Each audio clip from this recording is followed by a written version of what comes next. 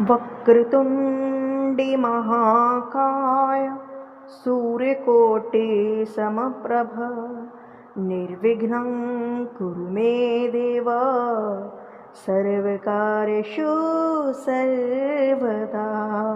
मेरा लाला झूले पलेना सखी धीरे झूटा दीजो, मेरा लाला झूल झूला सखी धीरे झूटा दीजो। दीदी यशोदा बधाई लाला के जन्म की, दे दे यशोदा बधाई लाला के जन्म की, लाला के जन्म की, लाला के जन्म की, दे दे यशोदा बधाई लाला के जन्म की। जय श्री कृष्णा, राधे राधे। भक्ति सागर सोनिका चैनल में आप सबका स्वागत है और हम आपको सुना रहे हैं श्रीमद् भागवत पुराण। पिछली कथा में आपने सुना होगा कि ठाकुर जी का जन्म उत्सव चल रहा है और भगवान कृष्ण का जन्म हो चुका है और अभी उनका नाम रखा जाएगा, उनको बधाइयाँ ली जाएंगी। तो हम भी ज़्यादा देरी ना करते हुए सीधे चलते हैं नंद भवन में। यहाँ पर शांडल्य मुनि 108 ब्राह्मण को लेकर आए हैं और बाबा ने आकर ब्रह्मा से स्वस्ति वाचन करायो और जात कर्म संस्कार करायो। ब्राह्मण ने जयकारा जाकर लाला को आशीर्वाद दे दियो। अब जितनी गोपी हैं उनको पता चला है कि नंद रानी के घर लाला है, क्योंकि उस टाइम पर जो सोशल मीडिया तो था नहीं, एक को पता चला फिर दूसरे को चला फिर तीसरे को चला, ऐसे ही होता था। अब जितने ब्रज की गोपी हैं सबने श्रृंगार कियो, जितनी ब्रज की गोपियां हैं सबने 84 गज का लहंगा पहना, सुंदर सी फरिया ओढ़ी, 16 प्रकार के सबने श्रृंगार किए। एक 95 वर्ष की मैया नंद रानी के लाला भयो है, मैं भी सजूंगी, सज रही है, सब खुश हैं, बूढ़ा क्या बच्चा का सब खुश हैं। 95 वर्ष की मैया ने 80 वर्ष पहले जो शादी हुई थी ना, 80 वर्ष पहले शादी को जोड़ो निकालो और 95 वर्ष की मैया को दिखता भी कम है। 16 श्रृंगार किए, लेकिन श्रृंगार करने में गड़बड़ी हो गई। होंठ पे लगने वाली चीज आंखों में लग गई और आंखों में लगने वाली चीज होंठ पे लग गई। अरे आज नहीं सजेंगे तो कब सजेंगे, लाला भयो है नंद रानी के। युवती है वो सज रही है, वृद्धा है वो सज रही है, दौड़ी दौड़ी नंद के महल में आई। सज सज कर जितने ब्रजवासी हैं सबने पीताम्बरी पहनी, बगलबंदी पहनी, सिर पर पगड़ी बांधी, घोंटू तक काजर लगायो, सबरे माथे पर चंदन लाग्यो। सज धज के लठियां हाथ में लेकर नंद के द्वार पर पहुंची। गोपियां यशोदा के पास में आई और आय करके बड़ी जोर से यशोदा को बधाई देके बोली, ए यशोदा जी बधाई हो, बधाई हो। सब लोगों ने बड़े ही उत्साह से बधाई बधाई हो रही है चारों ओर और यशोदा के पास में गई हैं और करके बड़ी जोर जोर से यशोदा को बधाई देने लगी हैं। यशोदा जी भी बधाई ले रही हैं।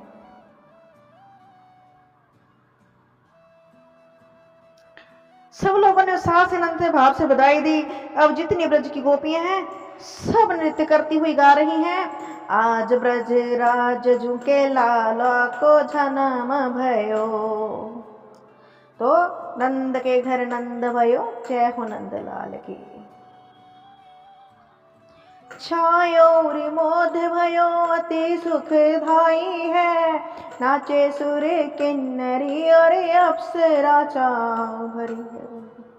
बधाई हो बधाई हो, बधाई हो बधाई हो, नंद जी के द्वार आज बजत बधाई है। सब ब्रजवासी सभी गोपियां बड़े भाव से नाच रहे हैं। कन्हैया झूले पल नानक होले झूठा दीजियो, मेरो लाला झूले पले नानक होले झूठा दीजो, होरे झूठा दीजो, धीरे झूठा दीजो, मेरा लाला झूले पले नानक होले झूठा दीजो। इतनी जोर को शब्द भयो कि बरसाने में समाचार पहुंच गयो कि हमारी राधा रानी है ना, वो कन्हैया से 11.5 महीने बड़ी थी राधा रानी कान्हा से। वृषभानु जी ने कहा हमारी तो प्रतिज्ञा ही बचपन से है कि हमने कहीं तुम्हारे लाला होयोगो तो हम टीको भेजेंगे, और हमारे लाला होयोगो तो तुम टीका भेजियो। बिन के लाला भय जिनके भयो और हमारे लाली। वृषभानु जी ने लाला के ताई टीको भेजियो। जानो टीको काहे ते कहे सगाई ते जन्म होवे की देर ना भाई, सगाई आ रही है। बरसाने की गोपी सज धज कर आई, राधा रानी की सहेलियां पीले वस्त्र पहनकर आई, नृत्य करती भैया आई। गोपियन को देखकर पता है ब्रजवासी कहाँ बोले भैया जी की कौन आई है। एक बोली तो नाए जाने बरसाने से लाला की ताई टिको आयो है। और अब सबको बहुत आनंद आयो और सब आनंद मना रहे हैं। नंद महर घर ढोटा जायो, बरसाने की टीका आयो, बरसानों से टीका आयो, नंद महर घर ढोटा जायो।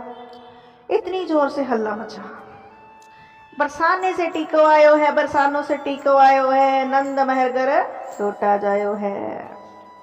एक ब्रजवासी ने कहा क्यों मालूम है।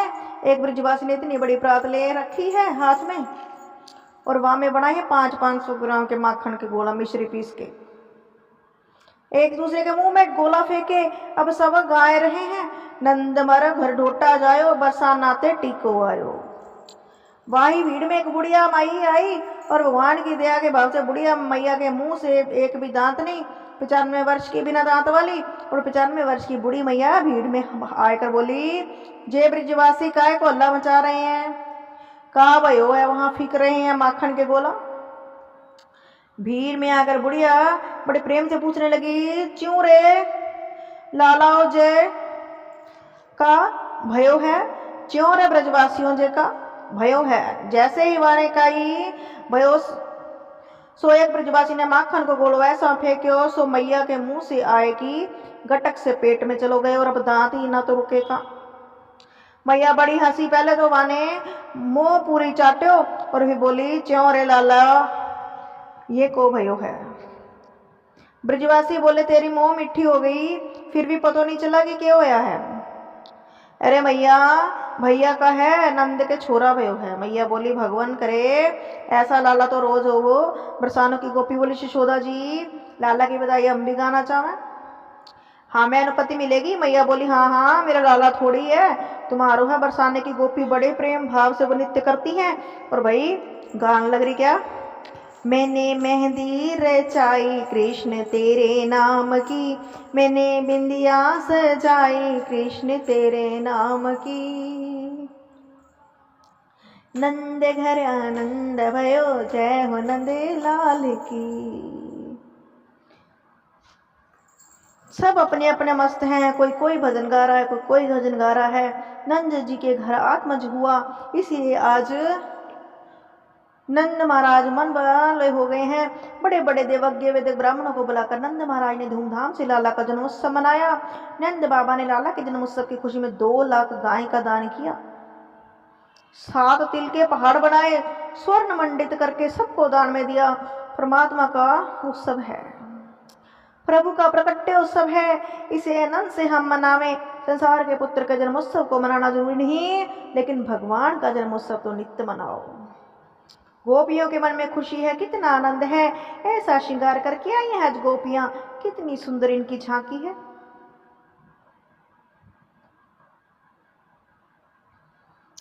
युवतियां भी सजकर आई, नन्ही नन्ही सी बालिकाएं भी सजकर आई।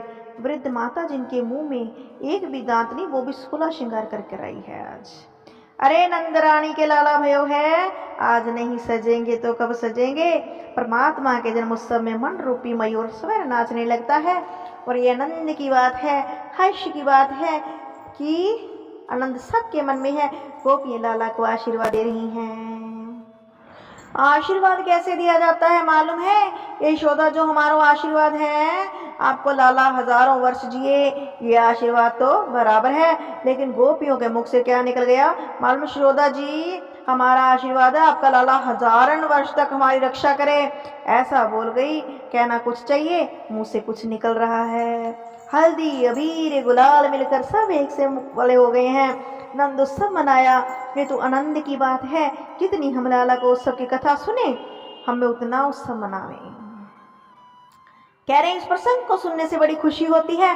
नंद बाबा के घर बाल कृष्ण जन्म का उत्सव 6 महीने तक मनता रहा, लेकिन नंद बाबा के यहाँ उत्सव में सब लोग आए, माता रोहिणी नहीं आई। क्यों नहीं आई? क्योंकि रोहिणी के पति जेल में बंद हैं और शास्त्र ऐसा कहते हैं यदि पति जेल संकट में होना तो पत्नी को जरा सज कर किसी उत्सव में नहीं जाना चाहिए। माता रोहिणी अपने कक्ष में बैठी हैं और खिड़की से कृष्ण का जन्म उत्सव देख रही हैं, रोती हैं खाली। लेकिन लाला का जन्मोत्सव मनते मतलब 6 दिन पूरे हो गए। यशोदा जी से नंद जी ने कही, क्यों जी, सब लोग तो नाच रहे हैं, गा रहे हैं, आनंद मना रहे हैं, और रोहिणी क्यों नहीं आई? यशोदा बोली, मैंने ध्यान नहीं दियो, रोहिणी तो आमे कि नहीं। नंद यशोदा दोनों गई। माँ रोहिणी से बोले, आप क्यों नहीं चली? रोहिणी बोली, आप लोग मनाओ ना, मेरा यहाँ से आशीर्वाद है। उनके पति जेल में बंद है तो माता श्रृंगार करके उस सब में कैसे जाए, संकोच लगता है, इसलिए जा नहीं रही। नंद जी ने कहा, देखो आप नहीं चलेंगी तो हमारे मन को कष्ट होगा, आपको तो चलना ही होगा। जब ज्यादा आग्रह किया तो रोहिणी माता ने भी देखा संसार के नियम अलग हैं, तो गोविंद को जन्म उत्सव है और गोविंद के जन्म उत्सव में कैसा संकोच। माता रोहिणी भी आई और आय करके लाला को गोद में ले लिया। जहाँ रोहिणी ने एक दृश्य देखा, कन्हैया सोए हुए हैं पलना में, बलराम जी बार बार खड़े होकर पलना को पकड़ के खड़े होने का प्रयास करते हैं, राम गिर जाते हैं। मैया रोहिणी ने आय करके गोविंद को हाथ में ले लिया और कन्हैया को लेकर नृत्य करने लगी। भाव से नाच रही है बलराम की मैया। ऐसा समनायक सज्जनों, रमा देवी आकर नंद जी के आंगन में क्रीड़ा करने लगी।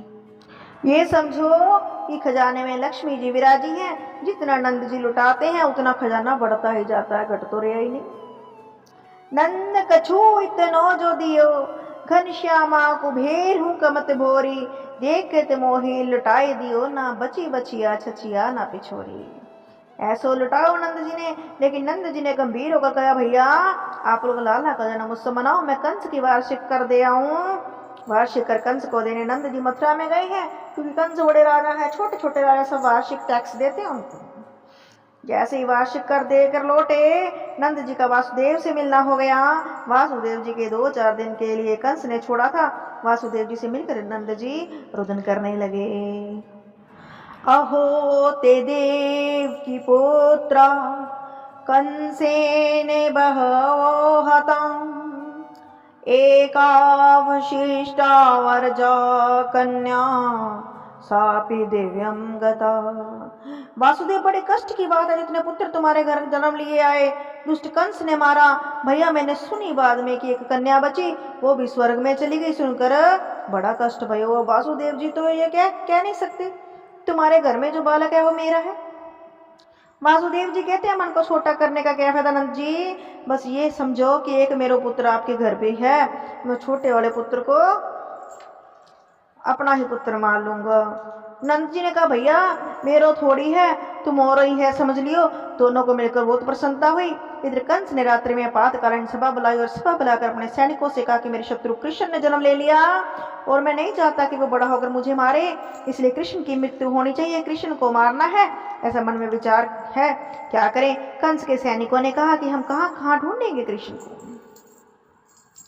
84 कोस के ब्रिज में कितने गांव हैं, उन गांव में घर घर में हम वेश बदल कर जाएंगे। जितने बच्चे महीने भर में जन्म लिए हैं सबको मार देंगे, महीने भर में जन्म लेने वाले उनको भी मार देंगे, आपका शत्रु भी मर जाएगा। ये तो ठीक है कंस कह रहा, लेकिन तुम लोगों को घर में घुसने कौन देगा। पूतना बोली, मैं जाऊंगी कृष्ण को मारने के लिए। कंस ने कहा, तुम कैसे जाओगी। पूतना बोली, मैंने निश्चय किया कि दोनों सतनों पर जहर लगाकर जाऊंगी, जहां लोग कृष्ण जन्मोत्सव मना रहे होंगे, बस वहीं पहुंचकर कृष्ण को गोद में लेकर और सतन का जहर उसमें उतार दूंगी। कंस ने कहा, ठीक है, पर तुम्हें भी घर में घुसने कौन देगा, ये काला काला चेहरा, ये 5-5 इंच के बड़े बड़े दांत। पूतना बोली, चेहरा काला हुआ तो क्या हुआ, मैं ऊपर से प्लस्तर लगा कर जाऊंगी ना, सज धज कर जाऊंगी। फिर भी आपको मेरे चेहरे के कोई परिवर्तन दिखे तो घूंघट लगा लूंगी। घूंघट में कैसे पता चलेगा देवी है या राक्षसी। सज्जनों, घूंघट में बड़े बड़े काम बन जाते हैं। ये पुरुष लोग होते हैं ना बेचारे, कथा में सो नहीं सकते, लेकिन जब ये सोएंगे तो मेरी नजर उन पर पड़ेगी। घूंघट वालों का पता नहीं चलता, घूंघट में बहुत पर्दा होता है, बहुत बड़े बड़े बातों काम हो जाते हैं। आप भी देखना। पूतना बोली, मैं घूंघट लगाकर चले आऊंगी। फिर कौन समझ सकता है, वैसे घूंघट का प्रचलन भारत के नारियों में नहीं था। भारत की संस्कृति में घूंघट का प्रचलन नहीं है। यह प्रचलन तो मुसलमानों ने चलाया और आजकल हिंदुस्तान में बहुत सारे एरिया में हो गया, हरियाणा, राजस्थान, यूपी, पंजाब में भी था पहले, हरियाणा में, राजस्थान में तो अब भी चल रहा है, जबकि ये सनातनियों का नहीं है रिवाज घूंघट का। जानकी ने दशरथ से घूंघट लगाया हो ऐसा किसी शास्त्र में नहीं लिखा। हमारे यहाँ तो कहते हैं सिर पर पल्लू ढक लो, यही सम्मान है। अब घूंघट तो लगाया 1.5 हाथ नीचे और घूंघट में से ससुर जी को गाली सुनावे, क्या फायदा उसका? ऐसे घूंघट से क्या मतलब? हमारे यहाँ तो कहते हैं सिर ढक लो, यही बड़ों का आदर है, आंखों का संकोच होना चाहिए। घूंघट का प्रचलन हिंदू संस्कृति की देन नहीं। पूतना ने घूंघट इसलिए लगाया कि वो काली ज्यादा है। अपने दोनों सुतनों पर जहर लगाकर पूतना गोकुल में आ गई।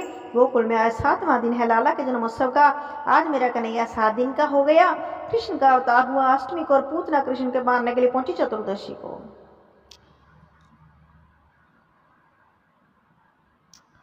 पूतना कहते हैं अविद्या को विद्या कहते हैं। पूतना को विद्या का निवास 14 जगह होता है। 5 ज्ञान इंद्रियां, 5 काम इंद्रियां, मन, बुद्धि, चित्त, संस्कार, इन 14 जगहों में विद्या का वास करता है। पूतना नंद के द्वार पर पहुंची तो सब लाला के जन्मोत्सव में नंद मना रहे हैं और गा रहे हैं, नंद के आनंद भयो जय कन्हैया लाल की, नंद के आनंद भयो जय हो नंद लाल की। इतनी भीड़, कोई आ रहा है हजारों की गिनती में, कोई जा रहा है, कोई वस्त्र लुटा रहा है, कोई रतन लुटा रहा है, ऐसा उससा। उस भीड़ में कौन किसको देखे, लेकिन पूतना को जब देखा, क्योंकि वो राक्षसी थी, थोड़ी भी ज्यादा लंबी थी, राक्षस मनुष्य अपेक्षा कुछ जब दगड़े होते हैं, बोले भैया जी कौन आई, बड़ी सुंदर श्रृंगार है और ये कौन देवी है? एक बोली तू ना जाने मैया यशोदा के बचपन की सहेली होगी, सो याकू रास्ता दे दियो। मेरे गोपाल के पास पूतना चले गई। यशोदा पलना के बगल में खड़ी और नंद अपनी मथुरा से लौटे नहीं। यशोदा ने देखते देखते बोला, ओ बहना कहाँ से आई? पूतना बोली, अजी आई कहाँ से, आपके घर लाला भयो है, ये बात को सुनकर मैं आशीर्वाद देने आई हूँ। मैया उसने समझ गई कोई ब्राह्मणी होगी। मैया बोली, मेरा लाला थोड़े है, आप सबका आशीर्वाद भयो, खूब लाला को आशीर्वाद दियो, या को आशीर्वाद करो, ये चिरंजीवी होए। मेरे घर अतिथि आए हैं, अतिथि सत्कार करना परम जरूरी, अतिथि सत्कार करवा जाऊं, आप लाला को आशीर्वाद देवो। यशोदा मैया चली गई अतिथि सत्कार के लिए और पूतना पलना के पास गई, बोली हाँ हाँ आप जाओ, अतिथि सत्कार करो, लाला को आशीर्वाद दे दूंगी, इसीलिए तो आई हूँ। सब लोगों ने नाचने गाने में लग रहे हैं और अब तक पूतना का घूंघट लगा था कि कन्हैया के पलने के पास आते घूंघट को उठाया। जैसे ही घूंघटा ने उठाया, पूतना ने गोविंद को देखा, मेरे नन्हे से गोविंद ने आंखें बंद कर ली। परीक्षित ने प्रश्न किया, भगवान ने पूतना को देखकर आंखें क्यों बंद की? सुखदेव जी कहते हैं भगवान ने आंखें बंद इसलिए की कि शायद प्रभु के मन में ग्लानि हो गई कि मेरे 24 अवतारों में 2 ही अवतार श्रेष्ठ है, राम अवतार और कृष्ण अवतार। दोनों ही अवतारों में पहले राक्षसी को मारना पड़ रहा है। राम जी ने सबसे पहले ताड़का को मारा था, कन्हैया ने सबसे पहले पूतना को मारा। देखिए प्रभु के मन में बड़ी ग्लानि हो गई और ग्लानि की वजह से गोविंद ने अपनी आंखें बंद कर ली। कोई कोई संत इसका दूसरा भाव बनाते हैं कि नेत्र बंद किए, प्रभु ने सोचा कि राक्षसी है, लेकिन कार्य ये वही करेगी जो माँ करती है, इसलिए आंखें बंद करके प्रभु ने सोचा कि कौन सी मुक्ति इसे देनी चाहिए। एक संत बड़े सुंदर भाव कहते हैं कि परमात्मा की आंखों में सूर्य चंद्र वास करते हैं, दाहिनी आंख में सूर्य और बाई में चंद्रमा। इसीलिए दोनों ने पूतना को देखा और मन में सोचा कि राम राम ये कैसी राक्षसी है मेरे गोविंद की दुनिया में। लाला को सब लोग गोद में ले रहे हैं, लाड़ लड़ा रहे हैं, दुलार रहे हैं, और ये राक्षसी गोविंद को मारनी आई है। ऐसी उल्टा राक्षसी को हम देखना नहीं चाहते। कोई संत इसका भाव बताते हैं कि आंख बंद करके कृष्ण बनकर आया हूँ माखन मिश्री खाने के लिए, लेकिन माखन मिश्री तो अभी मेरे मुंह तक आई नहीं, पूतना राक्षसी आ गई मौसी जी जहर लेके।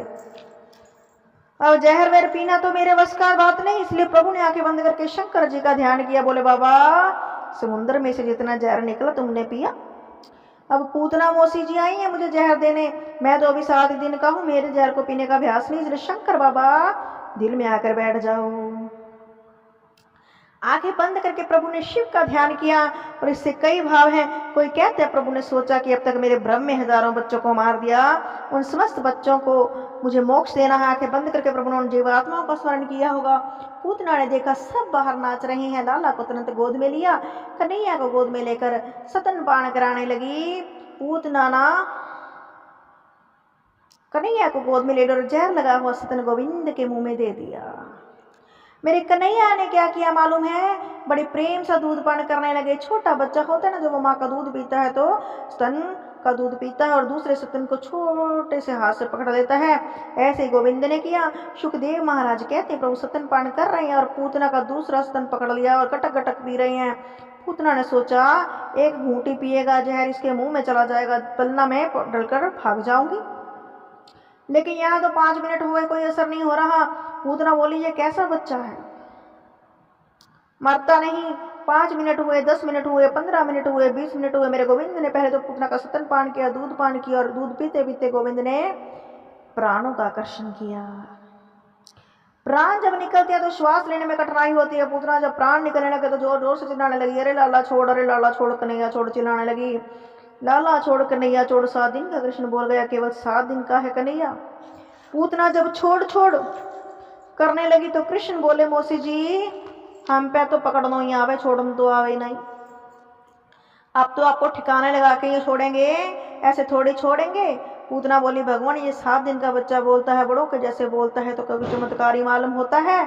उसके जैसे निकले, विकराल रूप धारण कर लिया। पूतना ने जैसे जमीन पर गिरी, सुखदेव जी कहते हैं पूतना जमीन पर गिरी, उसका शरीर 18 किलोमीटर का हो गया, 6 कोस का हो गया। मरते समय विकराल रूप हुआ, जितने बाग बगीचे थे पूतना के शरीर के नीचे दबकर चूकनाचूर हो गए। एक वृंदावन के संत हमसे बोले, लाला तो जाने पूतना मरी तो वाह को शरीर कितने लंबो भयो। संत बोले, वाह के पाम गिरे बेगाम में जाके, मुंड गिरो मुंडसान में जाके, हाथ गिरे हाथरस में जाके, कान गिरे कानपुर में जाके। और 18 किलोमीटर की बात भागवत में लिखी है। अब सब ब्रजवासी थोड़े थोड़े आए, बूढ़ी बूढ़ी माताएं आई। विशाल पूतना बड़ी ही यशोदा के द्वार के आगे मैदान में वक्षस्थल पर कन्हैया विराजमान है। माताएं बोली, यशोदा ये तूने कहा कियो, राक्षसी की गोद में लाला दे दियो। मैया ने दौड़कर अपने गोविंद को गोद में ले लिया और प्रेमाश्रु से कन्हैया के सिर को भिगो दिया। गोपियां बोली, तुमसे ऐसा लाला सबकी गोद में नहीं देना चाहिए। बहना मैं कहा जानू, मैंने सोचा कि कोई ब्राह्मणी होगी, आशीर्वाद देने आई होगी, मुझे क्या पता भयो कि ये राक्षसी है। सब माताएं लाला को उठाकर ले गई। माताओं को पुराण एक अलग सा होता है, उसका नाम होता है वात्सल्य पुराण। सब माताएं बोली, तुम्हारे लाला ने राक्षस को स्पर्श कर लिया, शरीर की शुद्धि होनी चाहिए। मैया बोली, कैसे करूंगी। माताओं ने कहा, गोमूत्र से स्नान कराओ, पूतना का शरीर छू लिया ना इसलिए। गाय के चरणों की धूली लाला के माथे पे लगाओ। कन्हैया की छाती से लगाई, लाला की पीठ से लगाई। एक माता लाला को गोद में लाकर खड़ी हो गई और माताओं में सबसे बूढ़ी थी पूर्णमासी पुरोहितानी। वो गाय की पूंछ से लाला को झाड़ा दे रही है। आदरणीय सुखदेव ये कथा सुनाते सुनाते रो पड़े। सुखदेव के नेत्रों से आंसू बह रहे हैं। परीक्षित बोले, महाराज इतना वात्सल्य माताओं में। मेरे लाला की इंद्रियों की रक्षा ऋषिकेश भगवान करें, प्राणों की रक्षा नारायण भगवान करें। श्वेत देव की पति लाला के चित्त की रक्षा करें, मन की रक्षा योगेश्वर भगवान करें। खेलते हुए लाला की रक्षा गोविंद करें, सोते हुए लाला की रक्षा माधव करें। भगवान गोद में हंस रहे हैं, मेरे नाम से मुझे झाड़ा दे रही है। नाम भी मेरा ही और झाड़ा भी मेरा ही। कहूँ कहाँ लगी नाम बढ़ाई, राम न सके नाम गुन गाई। कौन वर्णन कर सकता है गोपियों के भाव का, माता यशोदा के प्रेम का। पूतना के शरीर को पकड़ करके ब्रजवासी जब यमुना के किनारे लाए, जैसे ही पूतना के शरीर की चिता पर रखा, अग्नि लगाई। वर्णन आता है कि उसके शरीर से बहुत सुंदर सुगंधी निकली और राजा ने कहा, महाराज ये बात तो समझ में नहीं आई, पूतना के शरीर से तो दुर्गंध निकलनी चाहिए, सुगंध क्यों निकली। सुखदेव जी बोले, परीक्षित परमात्मा श्री राम कृष्ण के एक बार नाम स्मरण करने से भवसागर से पार हो जाते हैं। इसने गोविंद को गोद में ले लिया, सतन प्राण कराया, और क्या वो फिर राक्षसी हो सकती है। अरे एक बात सुनोगे तुम्हें आश्चर्य होगा परीक्षित, पूतना के शरीर की सुगंधी निकली, आश्चर्य ही है। लेकिन जो मुक्ति, जो मोक्ष माता यशोदा के सैकड़ों वर्ष बाद मिलेगा, वही मुक्ति कृष्ण ने पूतना को आज दे दी।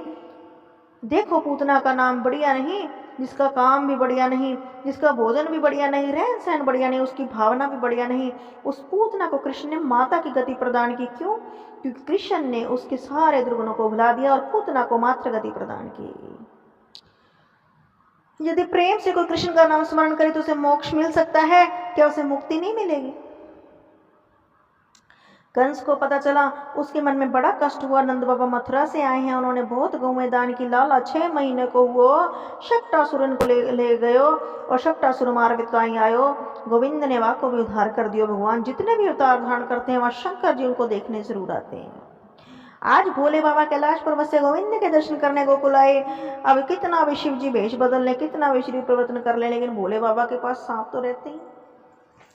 वेश बदला हुआ स्वामी शंकरानंद जी महाराज ज्योतिष जी बनकर आए हैं, लेकिन सांप बिच्छू भी है। नंद जी के द्वार पर जाकर बोले हैं, अलग खोल दे, पलक देख ले, झलका झलका। मैया ने खिड़की में देखा, कौन है ये बाबा? हमें योगी मैया बोल के चाहिए। शिव जी बोले, अपने लाला का दर्शन करा दे। भजन जुग जुग जीवो री यशोदा मैया तेरा ललना। एक जोगी आया है तेरे द्वार, दिखा दे मुख लाले का। होरी मैया दिखा दे मुख लाले का।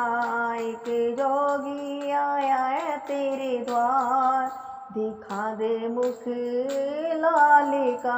माँ यशोदा दिखा दे मुख लाल का। हम तो योगी हैं, आशीर्वाद है। कैलाश पर्वत पर तपस्या करते हैं, आज मन में आ गया, गुरु का आदेश हुआ तो दर्शन करने आए हैं, आशीर्वाद दे रही है तुम्हारे लाला को। मैया ने कहा, महाराज जी माफी करो, आपको भोजन चाहिए ले लो, आटा दाल चावल जो चाहिए ले लो, दर्शन करो, नहीं कराऊंगी लाला के। जब से हुआ है अजीब अजीब सी घटनाएं घट रही हैं, कभी कोई आ जाए कभी कोई आ जाए। शंकर जी बोले, हम तो बड़ी आशा लेकर आए थे मैया। मैया बोली, महाराज जी मैं 80 बरस की हो गई। बुढ़िया को ते देख कर डर लागे, लंबे लंबे सांप बिच्छू, कानन में चिता भस्म लगाए रखे, बगाम्बर पहने शेर को। दर्शन नहीं कराओगे, मेरा लाला डर जाओगा। सांप इतने तुम हो कर रहे हैं, मुझे डर लगे तुमने। मैं लाला को बिल्कुल नहीं दिखाऊंगी, और जो भी चाहे बाबा ले लो, हीरा चाहिए जवाहरात चाहिए। माफ करिए महाराज, मैं लाला को नहीं दिखाऊंगी। तुम्हारो वेश देखकर लाला डर गया तो मोए बड़ी बूढ़ी को डर लग गया, लाला तो मेरे फिर छोटो सो प्यारो सो पलना में सोए रहे हो, आप पधारो यहाँ से। शंकर जी हंसकर बोले, ये सांप बिच्छू देखकर नहीं डरेगा तुम्हारा लाला। अरे मैया, ये छोटे छोटे सर्प है तुम्हारे लाला के, तो 1000 फन वाला शेषनाग रवे उसके, वो कहते डरे है। शेषनाग पर सोए तेरे लाला तो। मैया बोली, तुम गलती से दूसरी जगह आ गए महाराज, मेरे लाला ऐसा ना है, तो डर जोगा। शंकर जी समझाने लगे, मैया तुम जानती नहीं हो, ये लाला है ना, ये देखने में छोटा है पर 1000 फन वाले शेषनाग पर शयन करे है। विचार करो मैया, इसके कोई क्या बिगाड़ सकेगा, इसका बाल बांका नहीं कर सकता कोई। मैया बोली, महाराज मोह क्षमा करो, तुम्हारे कानन में बिच्छू लटक रहे हैं और ये कांता डोल रहे हैं। मेरे लाला छोटा महाराज, मैंने बड़ी तपस्या करी, बड़े बड़े यज्ञ किए, बड़े ब्राह्मण जिमाए, बड़ी गौदान करी, बुढ़ापे में जाके लाला भयो नंद बाबा से 5 बरस बड़ी। पहले जमाने में कई जगह पत्नी पति से बड़ी भी होती थी, लोगों की मान्यता थी कि बहू बड़ी हो भाग, बहू बड़े भाग। नंद रानी नंद जी से ब्रह्म उम्र में थोड़ी बड़ी हैं। मैया बोली, मैं 80 बरस की हो गई हूँ, मुझे डर लागे। तो लाला क्यों न डरे? शंकर जी ने कहा, देखो हमारे गुरु का आदेश है, जब तक लाला का दर्शन नहीं करेंगे यहाँ से जाएंगे नहीं। हम आज तेरे घर धूनी रमाएंगे, उठ कर ना जाएंगे, हम बैठ जाएंगे यहीं पर। अभी तुमने योगियों का हट नहीं देखा, बार बार कहते हैं तुम्हारा लाला नहीं डरेगा, दर्शन करा दो। मैया कहाँ माने, भोलेनाथ हट कर बैठ गए। मैया बोली, बाबा तेने अभी योगी का हट देखा, त्रिया हट नहीं देखा। तू बैठे हो रहा दरवाजे पे, मैं दूसरा दरवाजा खोल लूंगी। 2 गेट है मेरे घर के, मेरे वाह में से जाऊंगी, लेकिन तुम्हें दर्शन नहीं कराऊंगी। शंकर जी ने कहा, बड़ा होगा कभी तो बाहर निकलेगा, मैं इसी द्वार पर बैठता हूँ। भैया बोली, मेरे घर पे 15 द्वार है, मैं दूसरे द्वार खोल लूंगी, लाला तुम्हें ना दिखाऊं। शंकर जी बोले, मैं 12 वर्ष की धूनी रमा कर बैठ जाऊंगा, कभी तो निकलेगा।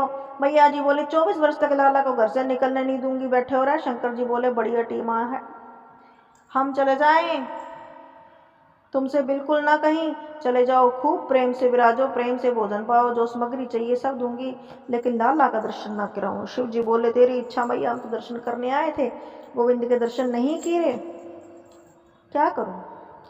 मैया अब हम जा रहे हैं। भगवान शंकर वहाँ से चले उदास होकर बोले बाबा। वहाँ से जैसे ही निकले गोविंद ने रोना शुरू कर दिया। वाह वाह वाह वाह। बालक रोवे तो आपको पता है चुप कराना बड़ा कठिन हो जाता है। इतनी जोर से रोया, गोद में लेवे दूध पे आवे, सिर पर हाथ फेरे, कोई असर नहीं, झूला झुलावे कोई असर नहीं। मैया बोली जाने के भयो चोखो बड़ो भयो। और सोयो था और नींद खुली और रोवे ही रोवे, ना कुछ बोले ना कुछ इशारों करे, बस रोवे ही रोवे। गोपी बोली काय की नजर लागी। मैया बोली अब मेरी नजर लगी हो तो मैं क्या कहूँ, यहाँ पर ना कोई आयो ना गयो। गोपी बोली आज सवेर से तुम्हारे घर कोई नहीं आयो। मैया बोली एक सापण वालों बाबा आया था जिसको मैंने इसके दर्शन नहीं करवाए। दर्शन करावे तो रोवे तो मैं जानू भी जैते रोवे है मैं क्या बताऊं कहते रोवे है। अपने लाला के दर्शन करवा दो। मैंने कहा नहीं करवांदी बाना बाबा को जाते ही लाला रोवे। गोपी बोली तो वह बाबा के कोई जादू टोना कर दिया। मैया बोली तो बाबा को जल्दी बुलाओ या दिशा क्यों गयो। गोपी दौड़ी दौड़ी जावे कदम वृक्ष के नीचे समाधि में बैठे बोले बाबा ब्रज की गोपियां आई। बोली बाबा नंदरानी बुला रही है। शंकर जी बोले हम किसी के घर नहीं जाते। बाबा यशोदा मैया ने आपको बुलाया है, वाके लाला को नजर लग गई है। चल रहे योगी नंद भवन में तो यशोदा मैया बुलावे, वाके लाला के नजर लगी है, राई लोन पर करवावे। तुम चलो तो सही। शंकर जी बोले हम नहीं जाएंगे, हम बिल्कुल नहीं जाएंगे। हमें देखकर उसका लाला डर गया तो सो हमें नहीं जाना। बाबा ने डर पे हो तुम चलो तो सही। शंकर जी बोले जाकर यशोदा से पूछो हम जाएंगे तो हमें दर्शन कराएगी। मैया बोली जाको कहियो बाबा खूब दर्शन कराऊंगी, बस एक बार आए जाओ।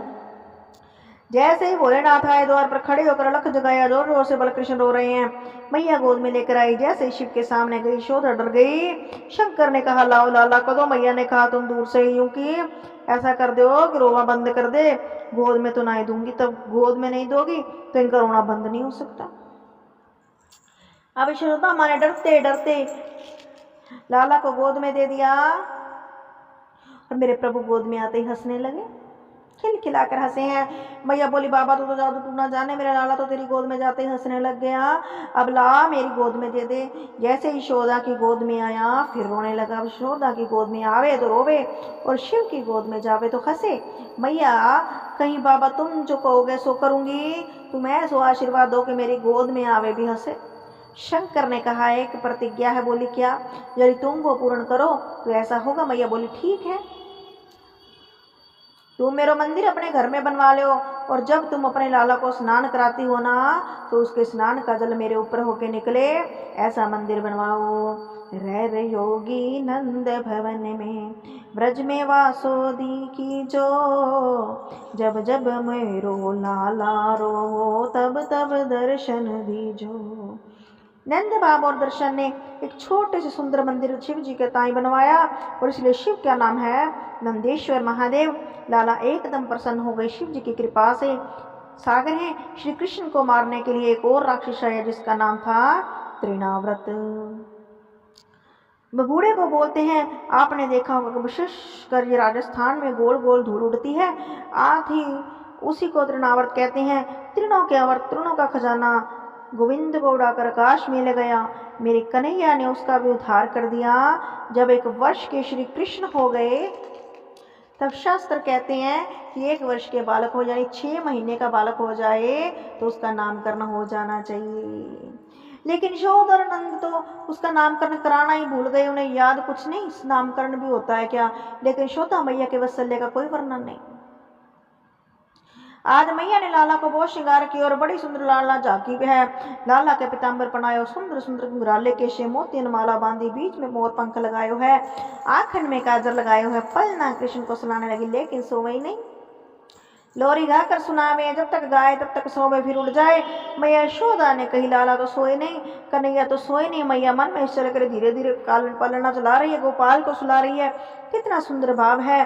छगन मगन मेरे लाल को आजा निंदिया, चंचल मोहन श्याम के नैनन बीच समा, जप तप पूजा पाठ सो विदना दियो मोहिलाल, सो जा कन्हैया लाडले मैया बजावे ताल।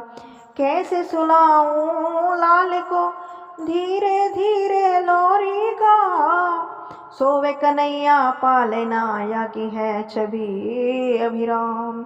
आंगन की शोभा मेरो मनमोहन घनश्याम। आजारी निंदिया लाल को मैया रही तो बुलाए। तो अब मैया बालकृष्ण को सुला रही हैं। तो हम भी आज की कथा को यहीं पर विराम देंगे। उम्मीद है कि आपको ये कृष्ण के जन्मोत्सव की कथा अच्छी लगी होगी, जिसमें पूतना वध, शक्टासुर का वध हुआ। तो आगे की कथा सुनने के लिए बने रहिएगा हमारे साथ। और पिछली कथा सुनने के लिए डिस्क्रिप्शन में लिंक दिए गए हैं, वहाँ जाकर आप सुन सकते हैं। धन्यवाद।